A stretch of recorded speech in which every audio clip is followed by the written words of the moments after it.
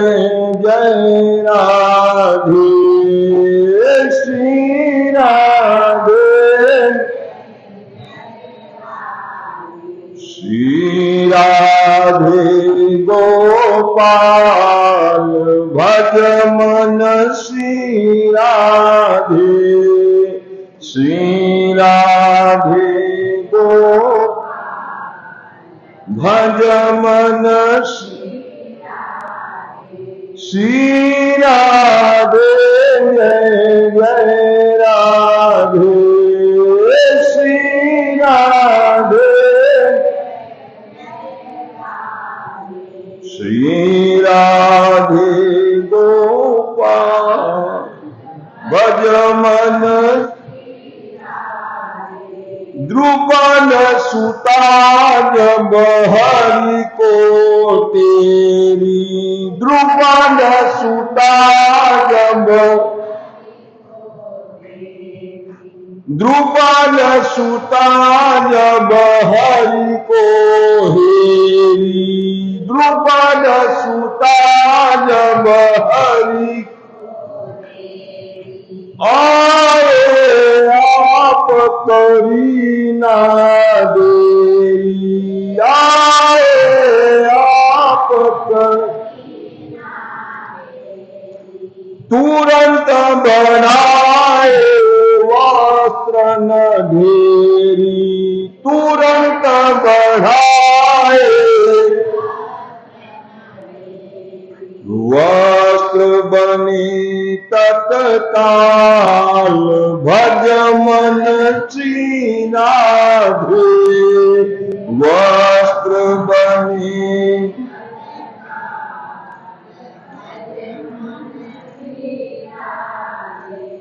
बालक की गुरु दीक्षा मैंने मन से ही उपजा करके ली। किसी बालक ने मेरे को गुरु बनने का ऑफर नहीं दिया, प्रस्ताव नहीं दिया। मेरी मर्जी से ही मैंने बालक के स्वभाव से गुण सीख लिए और उनको भी गुरु धारण कर लिया। एक दिन का किस्सा सुना है। घर वाले घर में नहीं थे और वर वाले वधू को देखने के लिए आ गए।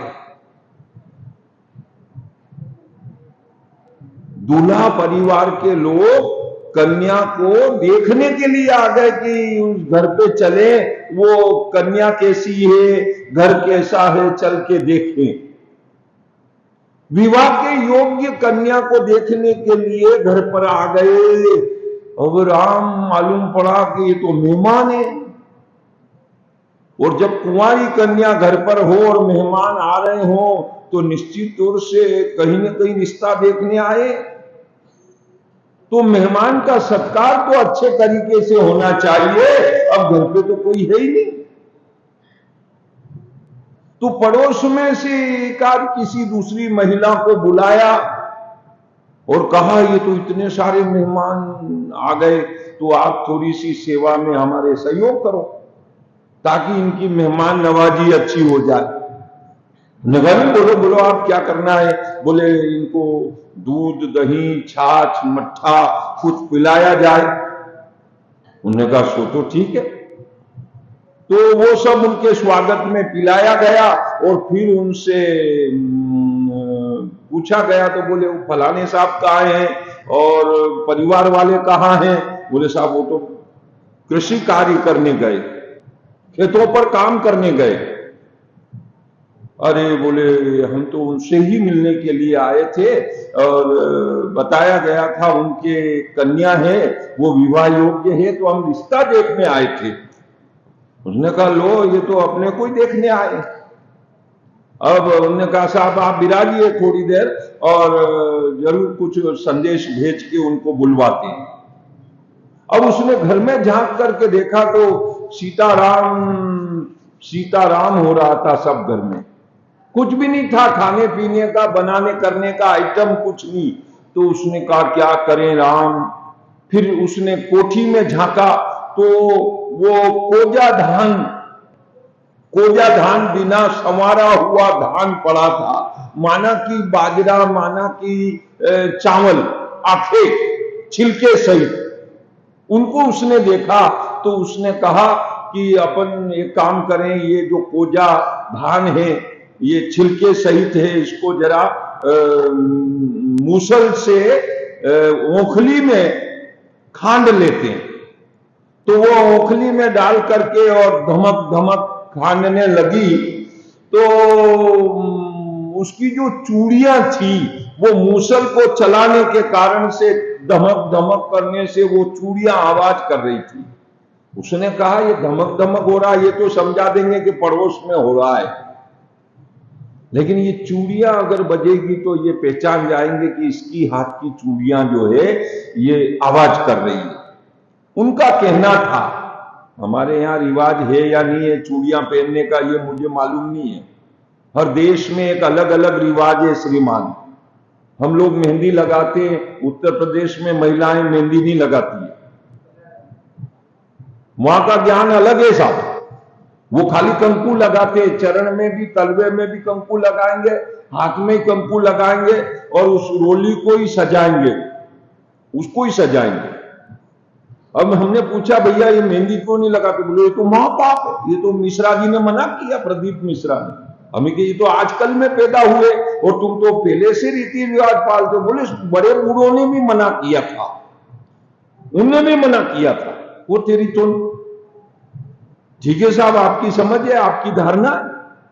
तो किस देश में क्या रिवाज है, क्या पहनावा, कब पहना जाता है, शादी के पूर्व क्या पहना जाता है, शादी के बाद क्या पहना जाता है, ये है सब रामायण अपने को मालूम नहीं, क्योंकि आपने घर में रेवा को काम ही नहीं पड़ो।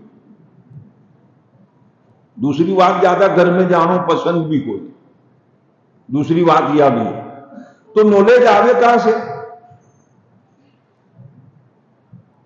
जहां भी रहे, रामद्वारे में आश्रम में ही पले बढ़े और वहीं बूढ़े हो गए, रहते रहते ही मर जाएंगे, तो कहां से ज्ञान प्राप्त होगा लोकेलिटी का, पब्लिक इशू क्या है? पर इसमें जो लिखा वो सुना दूं कि वो जो धमक धमक न्यू धान खान रही थी मेहमानों के स्वागत के लिए, तो उसमें वो चूड़ियां आवाज कर रही थी। फिर उस धान को लेकर के सुपड़े में डाला जाता, फिर सुपड़े को भी झटकारा जाता, यूं यूं उस सुपड़े को भी झटकारा जाता, तो धान धान इधर रह जाए और वो फोतरे फोतरे बाहर निकल जाए, तो उसमें भी चूड़ी आवाज कर रही थी। तो वो बहुत सारी चूड़ियां थी, उसने एक एक करके सबको निकाली और एक एक चूड़ी रहने दी। जब एक एक चूड़ी रह गई तो वो आवाज नहीं कर रही, उसने कहा अब नो प्रॉब्लम, अब कोई दिक्कत नहीं है, ये चूड़ी तो पड़ी रहने दो। और ये चीज मेरे नोटिस में आ गई। उसने साफ किया उस बाजरे को, फिर पकाया उसने हांडी में, और फिर उसने उसमें घी डाला, उसमें उसने गुड़ डाला और अच्छा मीठा बना करके परोसा मेहमानों को स्वागत में। ये सब उसकी प्रक्रिया है। लेकिन मेरे दिमाग में एक प्रेरणा उस लड़की की चूड़ियों से बैठ गई, और वह यह बैठी कि जब बहुत सारी चूड़ियां होती है तो बहुत खनखनाहट होती है, और जब अकेली चूड़ी होती है तो उसमें कोई आवाज नहीं होती है, कोई खनखनाहट नहीं होती है, और बस ऐसे ही साधु को रहना चाहिए। जहां बहुत सारे साधु अलग अलग जात के पैदा हुए, अलग अलग गांव के पैदा हुए, अलग अलग बात के पैदा हुए, वो सब जब एक जगह रहते तो स्वभाव में किसको क्या बात आपत्ति, किसको क्या बात से आपत्ति, किसको क्या पसंद, किसी को क्या पसंद, किसको कैसा माहौल, किसको कैसा माहौल। कोई जल्दी सोना चाहता है, कोई देर रात को सोना चाहता है, कोई जल्दी उठना चाहता है, कोई देर से उठना चाहता है, कोई मिर्ची खाना चाहता है, कोई बिना मिर्ची की खाना चाहता है, कोई दूध चाय पीना चाहता है, कोई दूध चाय से नफरत करता है, और सबके भांत भांत के सिस्टम, और उसमें ही सारा अस्त व्यस्त त्रस्त आश्रम व्यवस्था होती है, और उसके इंतजार में दूसरे प्रतीक्षारत बने रहो। तो सारा दिनचर्या डिस्टर्ब हो जाती है। इसलिए ये प्रक्रिया ठीक नहीं कि संत ही जब बने, मुक्ति मार्ग पर ही चले, भक्ति मार्ग पर चले, तो फिर एक के साथ, संगठन के साथ बंध के रहने की क्या जरूरत है। जब मुक्त हो ही गए और भक्त हो ही गए तो घर छोड़ ही दिया, परिवार छोड़ ही दिया, तो ये दूसरा परिवार कहां से आया, ये दूसरा घर कहां से आया। इसलिए किसी मठ, मंदिर, आश्रम, संप्रदाय, इनके रीति रिवाजों से अपने को नहीं बंधना, अपने को मुक्त भ्रमण करना। ये शिक्षा बिना झगड़े वाली है। श्री महाराज कह रहे हैं, एक गुफा में ना बने दो केहर को वास। दो विद्वान आदमी को एक साथ चौमासे में मत रखो, नहीं तो दोनों एक दूसरे की काट करना शुरू कर देंगे। वो ज्ञान तो जन कहां जाएगा, वो झगड़े की कथा शुरू सुनने को मिल जाएगी। स्थिति परिस्थिति बदल जाएगी। इसलिए स्वतंत्र क्षेत्र दिए गए। श्री महाराज प्रकट हुए शाहपुरा भीलवाड़ा धाम में। गुरुधाम था दांतड़ा ग्राम। वो दांतड़ा की पद्धति, गुरुदेव को, जमीनी गुरुदेव को प्रणाम किया। श्री महाराज निकल पड़े, अलग से खांडी हांडी हाथ में, कंठा लिया उठाए, झरझर कंठा धारण कर लिया और भ्रमण शुरू हो गया। और राम की सत्ता तो सर्वव्यापक है। वो कोई खाली राम द्वारे में ही प्रसाद थोड़ी देगा, वो तो जहां बंदा भक्ति करेगा वहीं दे देगा। और इतना चाहिए साधु को, छालन, भोजन, नीर, पहनने को कपड़ा चाहिए, भोजन चाहिए जीने को, और पानी अच्छा साफ सुथरा चाहिए। और इतना से अधिक लेवे वो नहीं असल फकीर, उससे आगे का कुछ लेवे वो असली फकीर नहीं है, वो तो माया से बंधा हुआ जीव है। ऐसा ज्ञान लेकर के आप भ्रमण करने निकले। और फिर जो शिष्यों का जमावड़ा हुआ, तो कोई मारवाड़ में फैल गए, कोई उत्तर प्रदेश चले गए, कोई मध्य प्रदेश चले गए, कोई गुजरात चले गए, और कोई चलते चलते महाराष्ट्र तक, है ना। वही अपना भजन बाकी रह गया, उसको पूरा कर लें। आज दो करावे, गाओ रे तुम गाओ रे, अब राम ही के गुण गाओ, गाओ रे,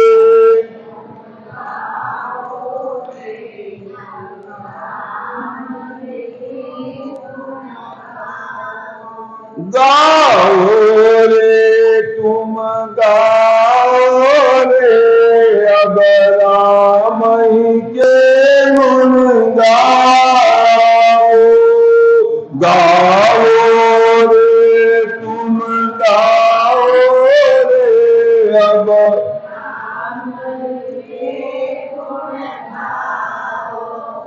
राम नाम की माला लेकर, राम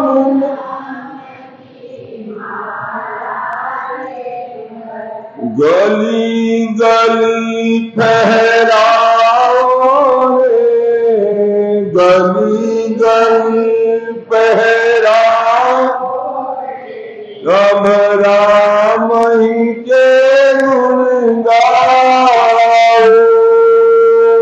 गाओ रे तुम अब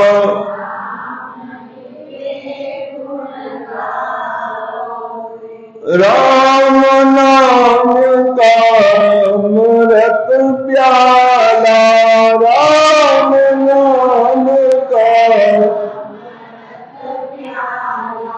पियो और पिलाओ रे, पी लो और पिलाओ, तुम राम ही के गुण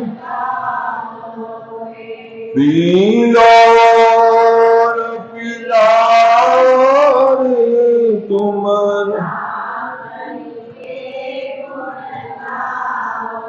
एक बार सब मिलकर बोलो, एक बार सब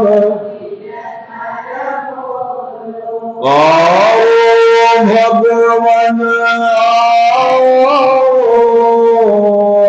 राम ही के मन गाओ, आओ भगवान आओ, अब राम ही।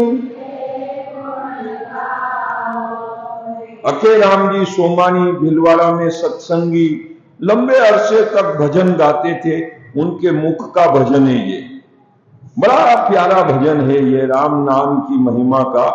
आप देखें संत का जो मत है, कुंवारी कन्या की एक चूड़ी के समान सिद्धांत, विचार, स्वातंत्र्य, उस बात को इंडिकेट कर रहे हैं। वह स्वधर्मे निधनम श्रेय परधर्मो भयावह। आप अपने स्वभाव की बारीकी को समझो और स्वभाव की अनुकूलता के हिसाब से आप भक्ति में लग जाओ। सब समय भगवान का है, सब तिथियां भगवान की, सब व्रत भगवान के हैं। जितने भी भवन हैं ना, सब भगवान के ही हैं। जितने मकान हैं, जितने मनक हैं, जितने भी ये जीव जंतु है, तभी तो उनने कहा ना, सिया राम मैं सब जग जानी, करूं प्रणाम जोर जुग पानी। जितनी द्वारका में रानियां महारानियां थी ना, सब में कृष्ण थे। हर महल में रानियां, और हर रानियों का अधिपति वही एक वासुदेव कृष्ण।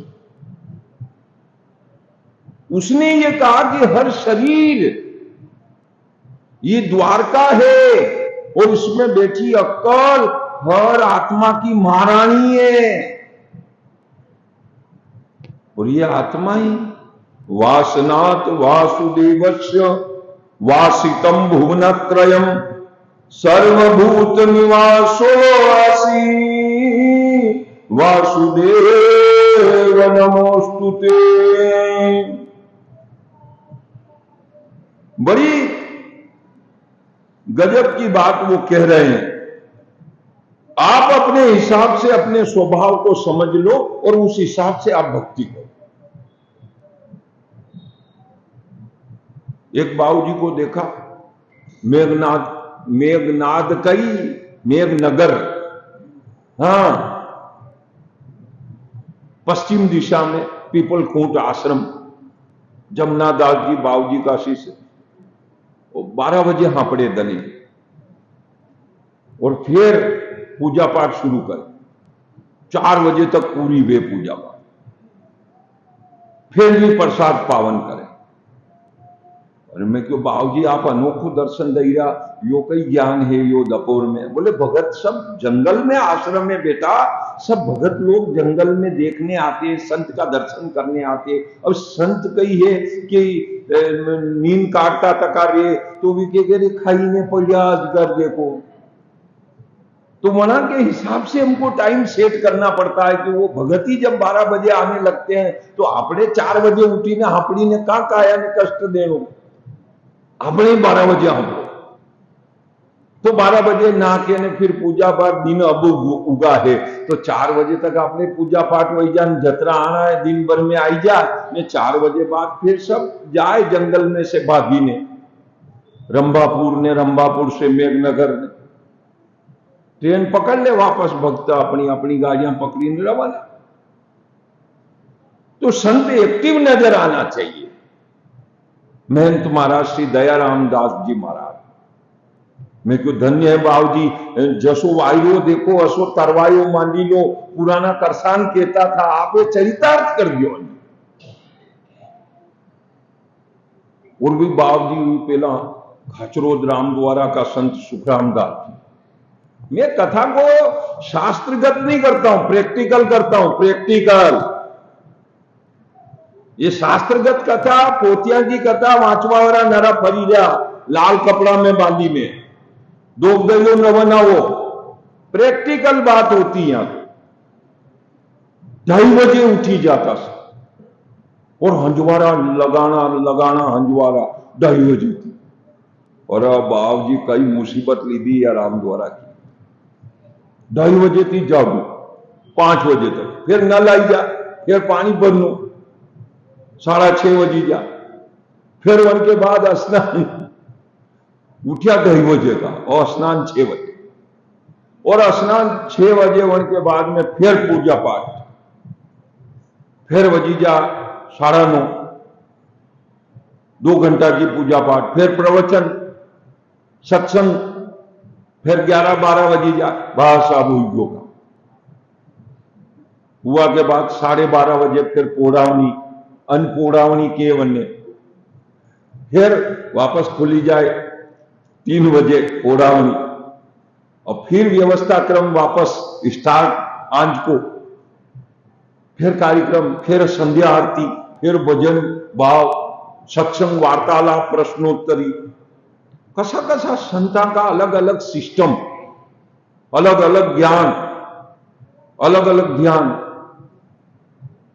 हमारे वहां सरसोद में बावजी पधारता, वहां की सुमेरपुर मंडी कानपुर की ओंकारानंद जी बावजी, तो कहते ऐसे नहीं, ऐसे नहीं, ऐसे नहीं, लक्ष्मी और लुगाई कभी भी नंगी नहीं रखना, पुड़की बांधो, पुड़की बांधो, पुड़की बांध के भेंट चढ़ाओ, पुड़की बांध, 1 रुपया चढ़ाओ तो पुड़की बांधो, 1000 रुपया चढ़ाओ तो पुड़की, 1000 को नोट चालतो वन टेम पे, क्यों 1000 को नोट भी रखना तो पुड़की में रखो, 10 रुपया भी रखना तो पुड़की में रखो, ऐसे ऐसे ओपन नहीं, खुला नहीं रखना, कागज में बांध के रखो, पर्दे लक्ष्मी वसे, पर्दा में रखो लक्ष्मी।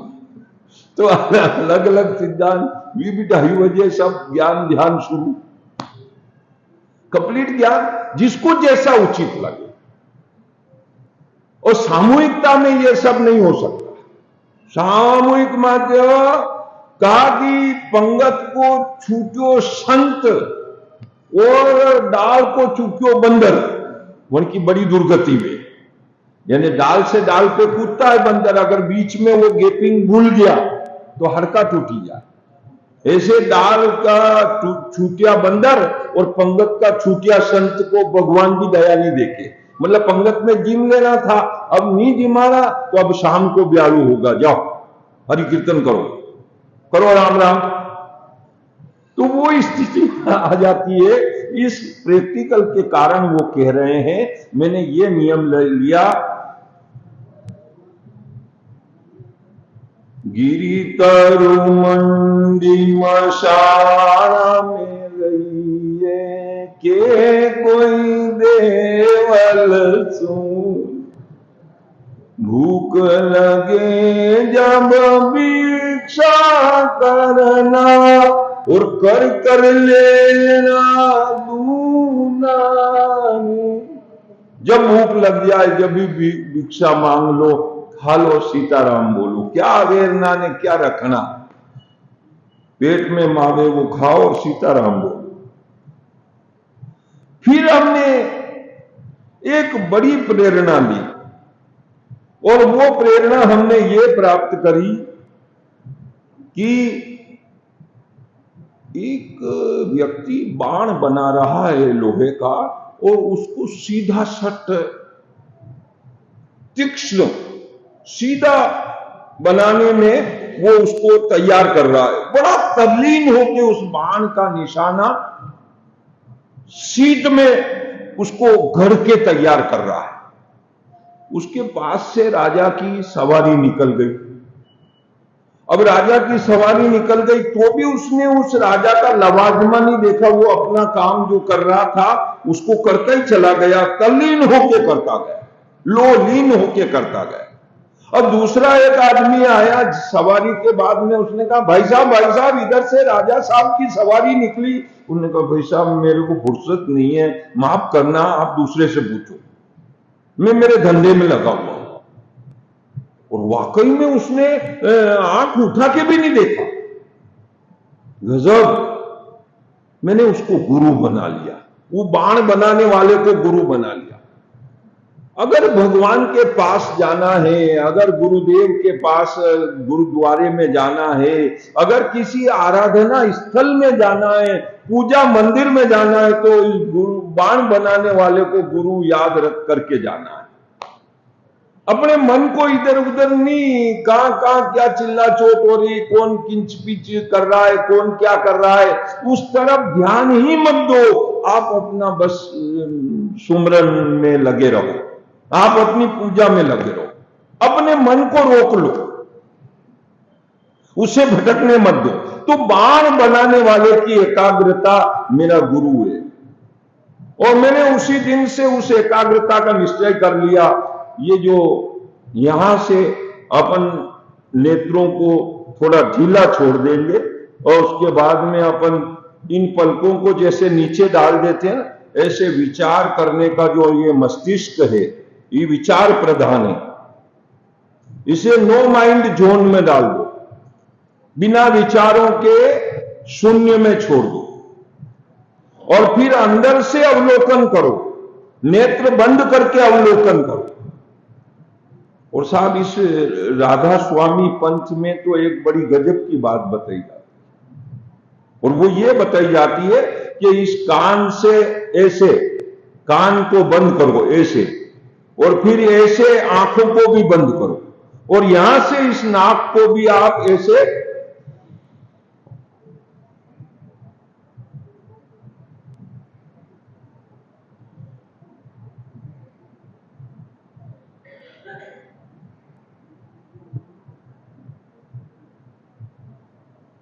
बहुत ब्रह्म मुहूर्त में ऐसे बैठो रोज रोज।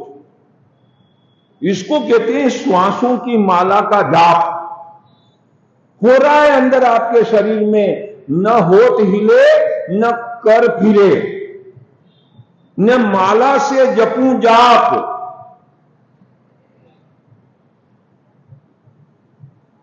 मैं उस सुमरन को ध्यान धरूं जो हो रहा है अपने आप, अपने भीतर में ही सब हो रहा है।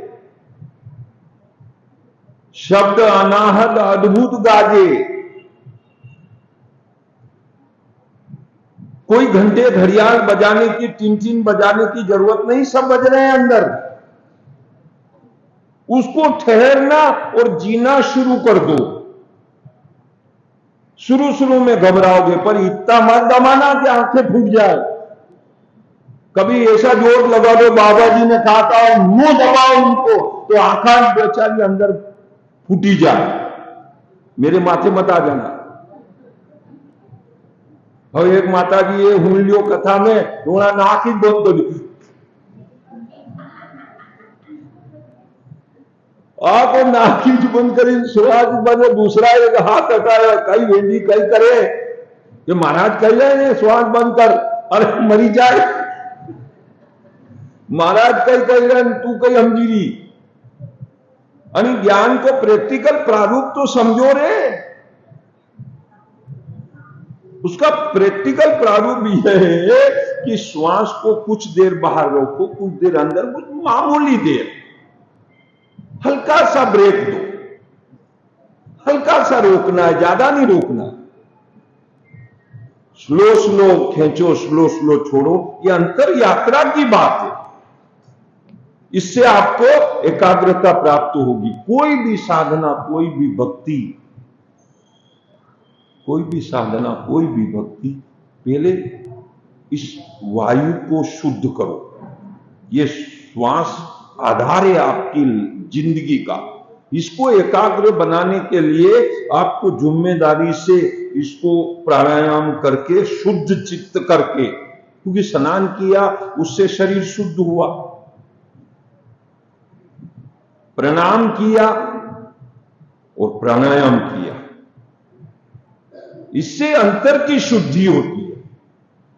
और यह अंतर की शुद्धि हृदय को पात्र बनाएगी, भक्ति के लायक आपको बना देगी। झाड़ू लगाते ना जैसे अपन आश्रम में, ऐसे झाड़ू लग जाता है श्वास से। जो भी कोने करकट में ऐसी वैसी वायु दबी पड़ी है, वो भी सब साफ हो जाती है, तो उससे आपका मन एकाग्र हो जाएगा। बाण बनाने वाले से हमने ये प्रेरणा सीखी है, कह रहे यस्मिन् मनोलब्ध पदम यदेता क्षणे शनेर्मुंचति कर्मरेणून् सत्वेन रद्धेन रजस्तमश्च विधूय निर्वाणमुपेत्य निंधनम्। इस प्राणायाम रूपी साधना के द्वारा आपकी चित्त की शुद्धि होती है। आप तमोगुण से रजोगुण पे आते हो, शरीर निष्ठ बनते हो, और शरीर से फिर मन के ऊपर आप तल्लीन हो जाते हो। और उस मन को जब श्वास में निरुद्ध कर दिया जाता है तो निरंतर आपके भीतर एक एकाग्रता का निर्माण होता है, जहां भगवत भक्ति आपके भाव में बस जाती है। देखो एक और उदाहरण याद हो गया। छोटे बच्ची रहते थे ना, तो कहते थे ई छोरी को ब्याह करना पड़ेगा। तो वो छोरी क्या कहती, तेरा ब्याह होगा, हमारा तो होगा ही नहीं। तो तू क्या करे, बोले हम मीरा बनेगी, ब्याह भी नहीं होगा। शर्म मर्यादा इतनी ज्यादा, ज्ञान ऐसा था कि हम शादी वादी नहीं करेंगे। बचपन में ऐसी विचारधारा, प्रखर तेजस्वी विचारधारा, लेकिन जब उसका ब्याह हो जाता है फिर कहते हैं इसको आने भेजेंगे, तो वो उस शब्द को बोलने के लिए थप्पड़ मारने को तैयार हो जाती कि हमारा आना गोना करेगा तू, तेरे को भेजेंगे ससुराल में। फिर ब्याह हो ही जाता, फिर आना गोना हो ही जाता, आना गोना हो ही जाता, और फिर के अब ये ससुराल जाएगी तो फिर कहते कि तेरे को कूटूं, फिर भी वही बात। लेकिन फिर जब वो राखी करने आवे ससुराल से ब्याह होने के बाद, फिर के अब यहीं रहना, अब जाना नहीं। पहले तू कहती थी ना शादी नहीं करेंगे, तू पहले कहती थी ना ससुराल तेरा होगा, अब वो ससुराल मेरा हो गया, तेरे को नहीं जाना है वहां। वो कह नहीं लड़ाई हो जाएगी अगर नहीं जाऊंगी, तो लड़ाई हो जाएगी अगर अब नहीं जाऊंगी तो। ये हमने पहले ही भविष्यवाणी कर दी थी कि ते तो ससुराल होगो।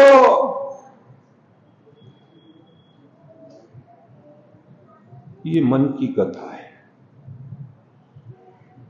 ये आरंभ में जब दुनिया से लगा रहता है ना, तो ये भगवान को अपना मानने को तैयार नहीं है। पर इस मन को आप शने शने रोज भक्ति में लगाओगे, शने शने इसे रोज प्रभु से जोड़ोगे, जोड़ोगे, तो जोड़ते जोड़ते जब ये जिस दिन मन जुड़ जाएगा उस प्रभु से, फिर आपको संसार की कोई भी बातें अच्छी नहीं लगेगी। संसार के कोई भी बाह्य चीजों में आपका मन नहीं लगेगा, और आपको ये लगेगा कि ये जो भी कोई इधर उधर की बात कर रहे हैं ना, ये व्यर्थ का समय खराब करने आए, मेरे भजन में बाधा डालने आए, मेरे को सुमरन से हटाने वाले लोग हैं, ये डिस्टर्ब करने वाले लोग हैं, ये मेरा नुकसान है। जो दिन जावे भजन के लेखे, 100 दिन आवे गिनती में।